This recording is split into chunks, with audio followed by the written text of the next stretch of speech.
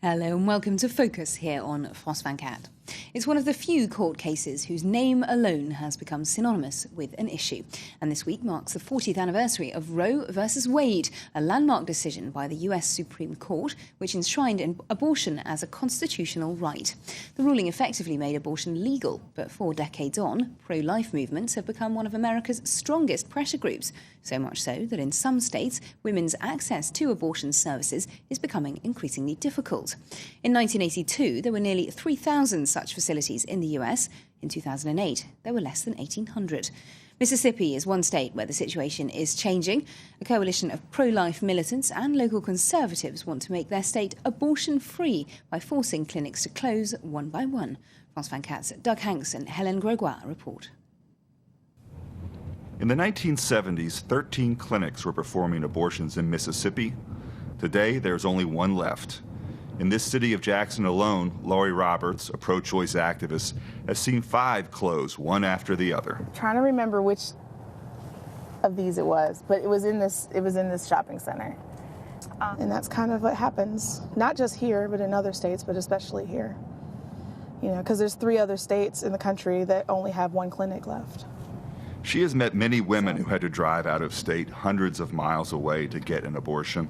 Some had to go through it alone. You have young women who throw themselves down flights of stairs. You have young women who, drink concoctions of things that they think are going to be lethal enough to terminate their pregnancies because they don't have the money, or they're too scared to go to the clinic to face protesters, to be yelled at and shamed.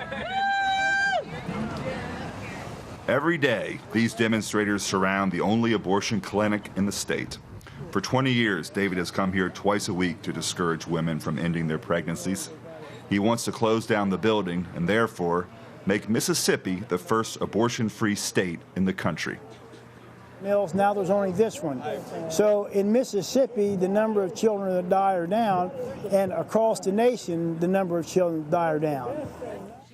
Inside the clinic, Diane Durzis, the owner, always carries a weapon, and a bodyguard is never far from her. In 35 years, she has seen the pro-life movement's strategy evolve. All the instruments are sterilized, another procedure room. Instead of fighting the legality of abortions, they push laws to make offering one very complicated. Now I have a $40,000 generator outside that I had to have. My hallways have to be certain lengths.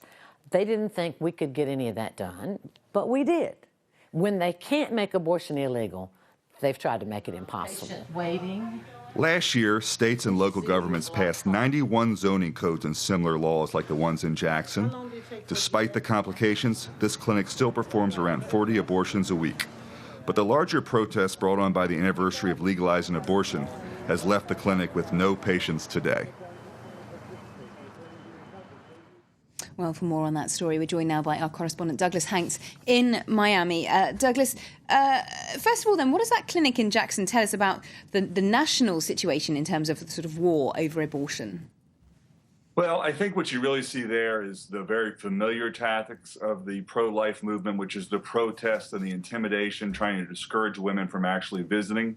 And then the more sophisticated tactics we've seen, which is let's go at it at the clinic level. Let's make it more complicated to offer abortions. Let's make them have to have generators and comply with health codes usually reserved for large hospitals. And it's been very effective, as you can see, with the clinics closing one after another.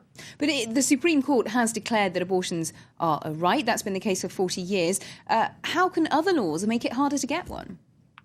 Well, that may eventually be decided by the Supreme Court, but for now, in conservative states, you have legislatures saying we feel that this is to protect women's health. Abortion clinics should have to do X, Y, or Z. And it's a hard argument against women's health. They are providers of medical services and surgeries. And so through that, they've been able to increase the regulations and the restrictions, which of course cost money. So what are some of the tactics that anti-abortion groups use to get around this Roe versus Wade ruling? Well, you see everything from the building code in terms of the building must have more and more facilities, must have wider hallways, as we saw in the piece, et cetera.